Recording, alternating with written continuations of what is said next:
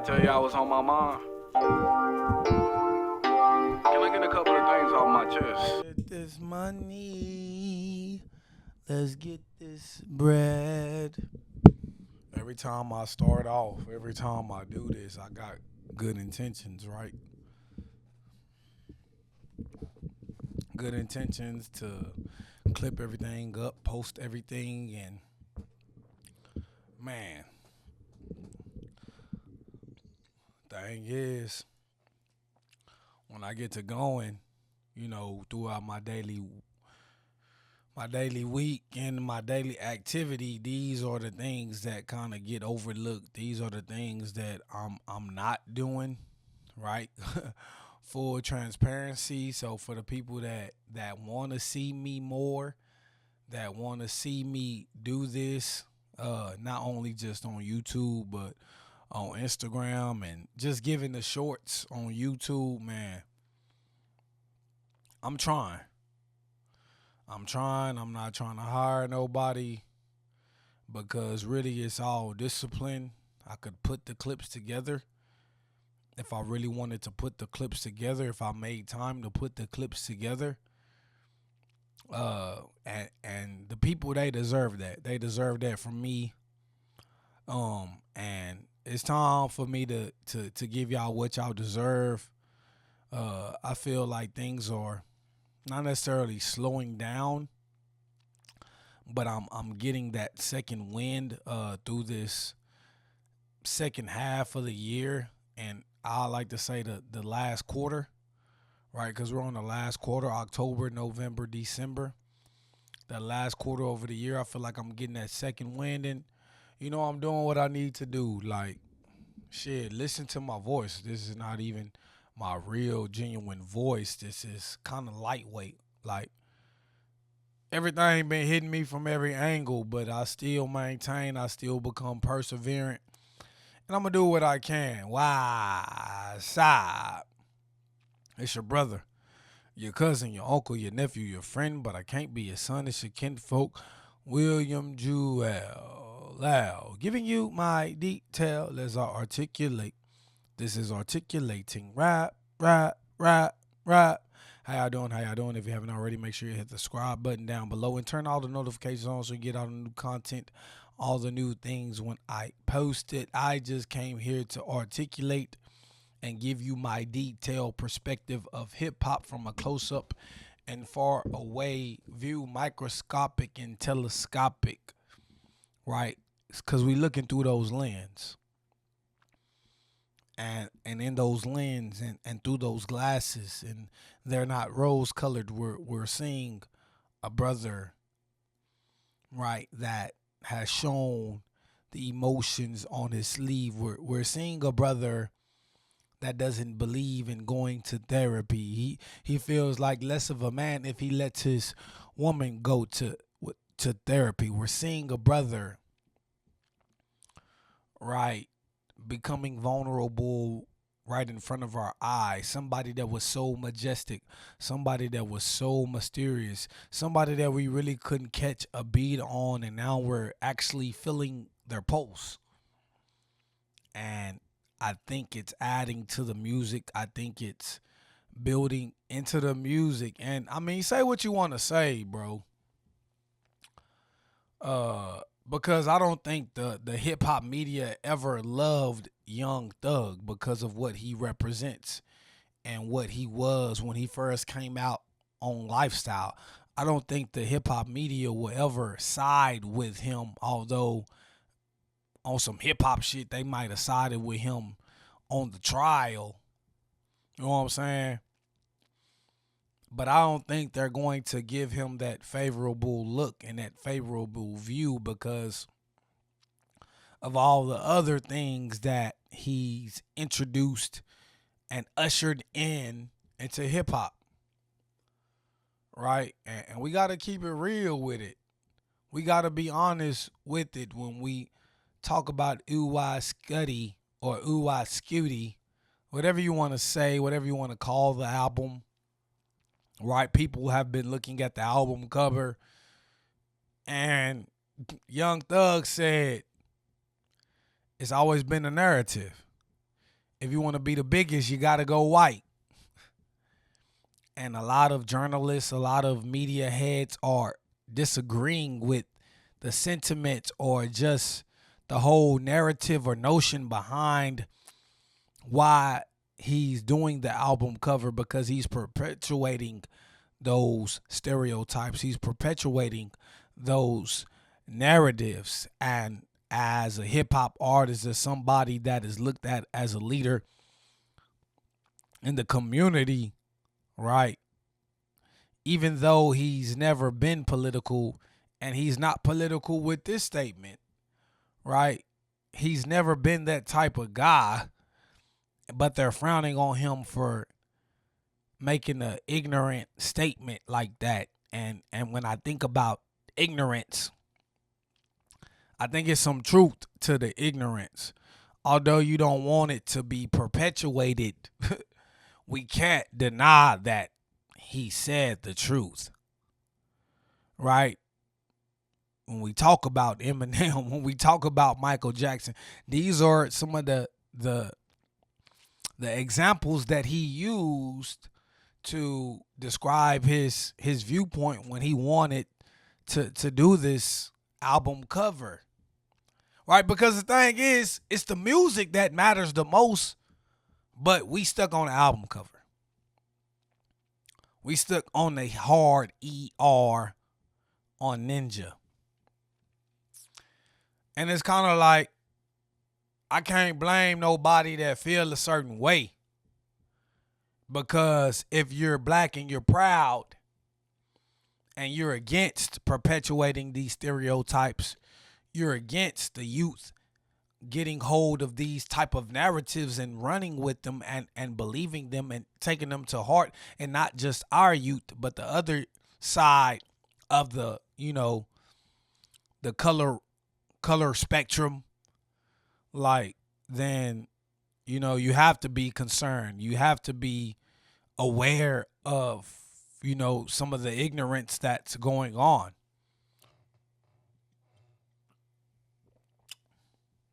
But I feel like if you're a Young Thug fan, or if you followed Young Thug, this is what Young Thug does. So before we even get into the album, we have to talk about those type of things, right? Because we got to talk about Ninja, the first song with the hard ER. A lot of people didn't like it, but I think it made people aware. Like, it drove your antennas up. Is he really doing this? Like, whether it be a troll or whether it have a main mission behind it. Like, he is doing it. He don't give a damn. And I think when we talking about music from a black artist, from hip hop, we don't like the hard ER. We've always championed the A and saying it's not the same as back in the day. And then when somebody says the hard N word with the ER, then everybody like get their panties in a bunch. And then you see people online, like white people online, they're championing this song, they're liking this song, the song is going viral, and it looks weird. It doesn't look good from the black and proud standpoint when you look inside of our community. So I get it. Right? I cannot act like I'm ignorant to it. Then he carries on with Yuck. He carries on with On the News with Cardi B.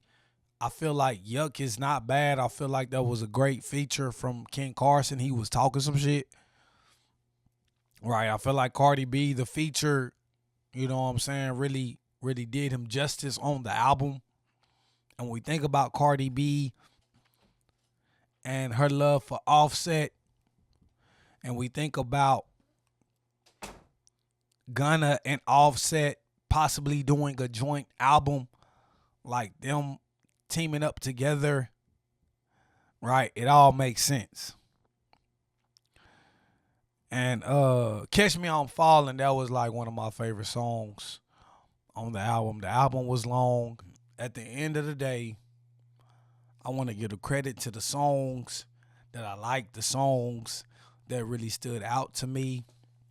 And Catch Me I'm Falling is just one of those songs where he gave you pain, he got vulnerable, and it just sounded good, right? I do agree with the critics' critique as far as saying it's not cohesive because just the emotions, the energy of the album is kind of like all over the place. It's like you got a rabbit in a sack and it's jumping all around and you can't contain it. Like it's popping out here, there, but it just can't get out. Like I feel like that's what this track list of this album represents. Just a whole bunch of energies going different ways, boomeranging, just popping out, busting out here, there. No like central standpoint, no central energy or feel or vibe. Nothing orchestrated, nothing structured. Just a combustion of all types of colors, of all types of energies, and I feel like that's what this album represents.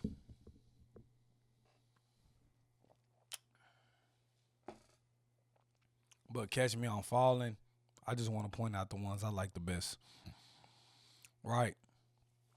I like Whoop De Doo, especially the second part when the beat changes. I like Whoop De Doo. Right. Blaming Jesus, Sad Spider, RP Big and Mac, Pardon My Back. I'm not mad at the Sexy Red joint, but like she just can't sing. I think she just got to figure that out. So I feel like the second half of the album, Money on Money, we already know that was a single that was released. Miss My Dogs, Pipe Me Down, Walk Down, What Up Jesus, Part of My Back. So I mean, it's songs on here. It's joints on here. So at the end of the day, I think Young Thug executed as far as what he wanted to do. Just when you've been gone for so long, he was locked up for almost 3 years. People, artists, even with Kendrick, even with Cardi, when they release albums, they put a lot more music on their albums because it symbolizes their way of giving a little bit more back to the fans since they was gone for such a long time. And I feel like those type of albums are needed, or those type of method and ways to give the fans a little bit more because of their absence from the bigger picture when it comes to albums. I feel like it makes sense.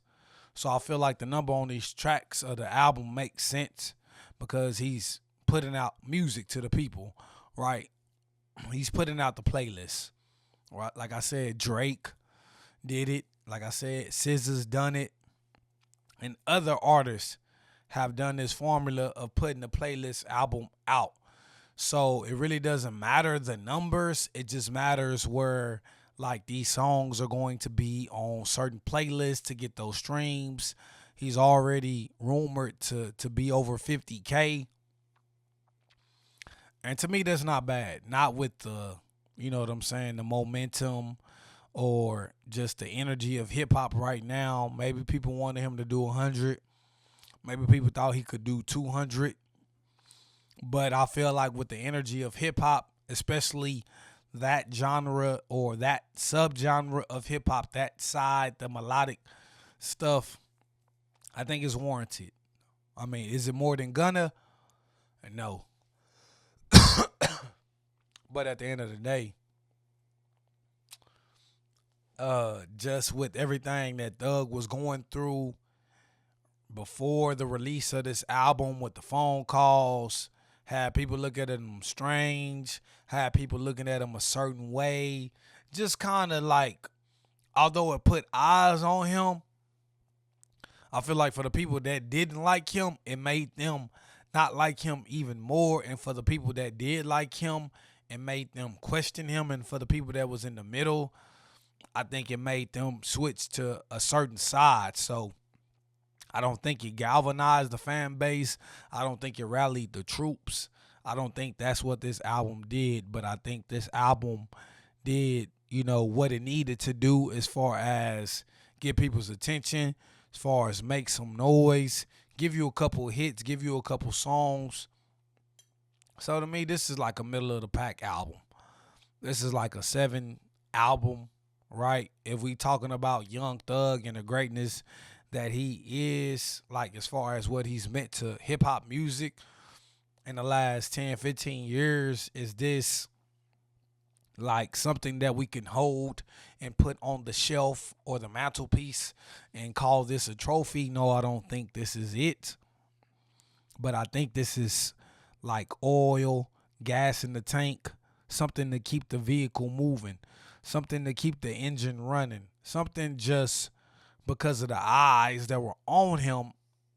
Like, I think that's why he released this, because when he came out, he teased the album, but like the way he released this album, it was kind of more off of momentum and not because he had an actual strategic plan, right? And you think about the collaboration with YF and Lucci, right? Shout out to Lucci, already legend. I mean, Lucci is somebody that's underlooked. Lucci is somebody that's known in the Atlanta, region, the southern region. Somebody that people like pay attention to. But when we talk about Young Thug, he's more globally, worldwide, nationwide known. But when we talk about Lucci, he's more regionally known. He has songs, he has hits, but really nothing from himself, nothing that probably hit the billboard, nothing that really stood out like nationwide or globally, but he is a great artist.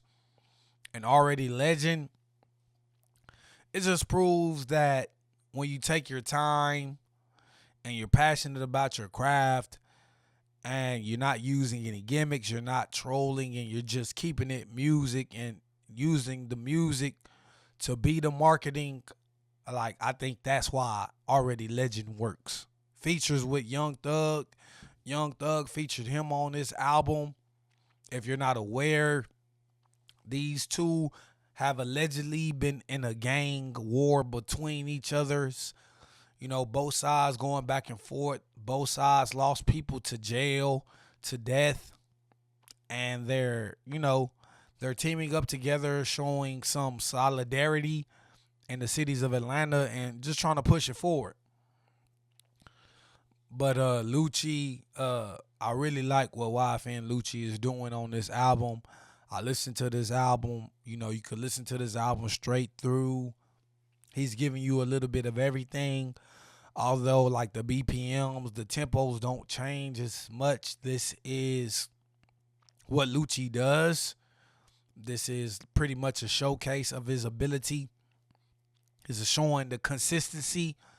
Practice what you preach. RoboCop, that first track, it really just set the mood. And just everything on this album is good, to be honest.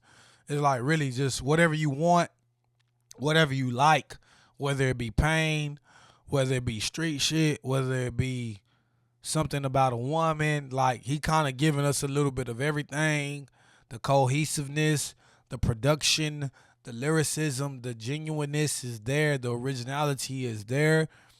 Like, I'm really proud of this Lucci project coming from him. And he was locked up probably 4 or 5 years, maybe a year or two longer than Thug.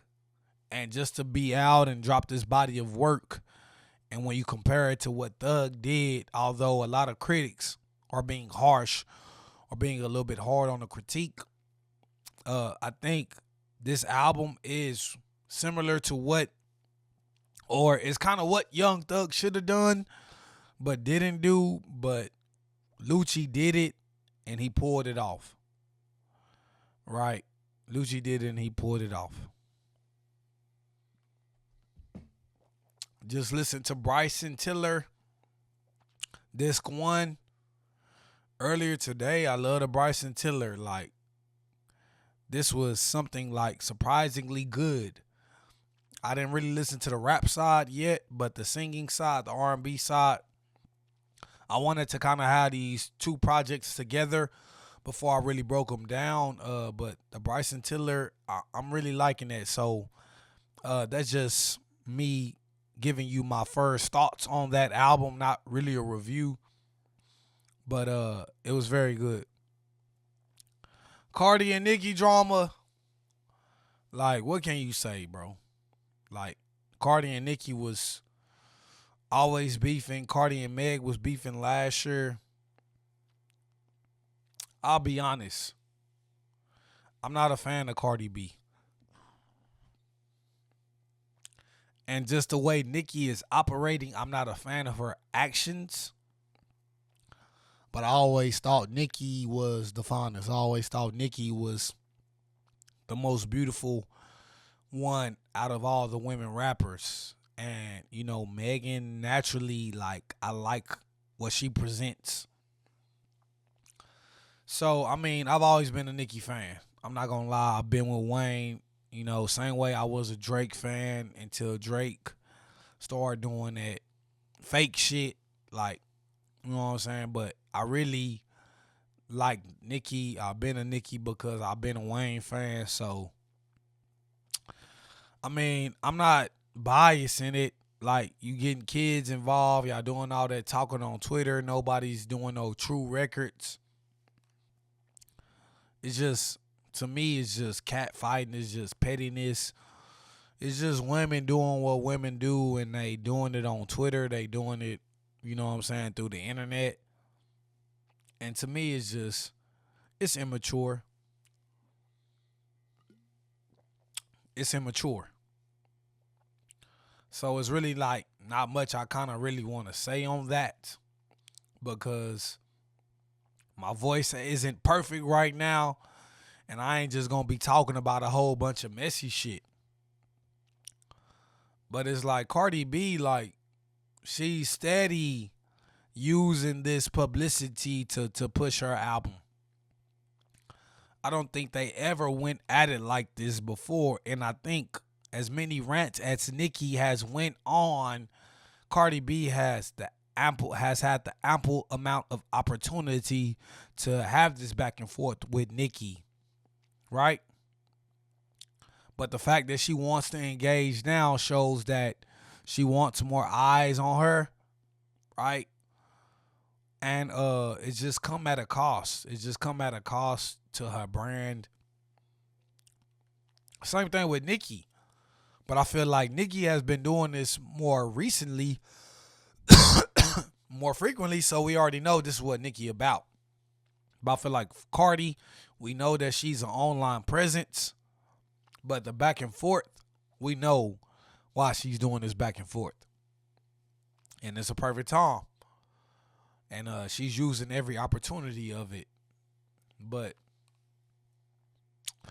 I just don't like how she exploits some avenues that I wouldn't dare exploit, or I don't think it's in good integrity to exploit these avenues.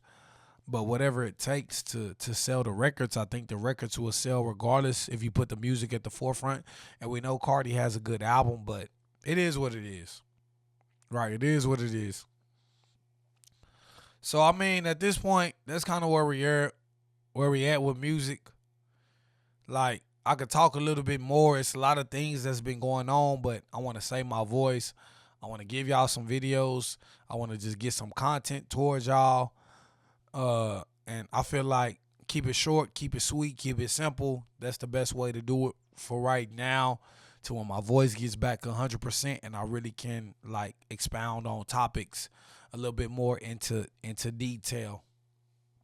Right? But it's your brother, your cousin, your uncle, your nephew, your friend, but I can't be your son as you can't fall. William Jewell.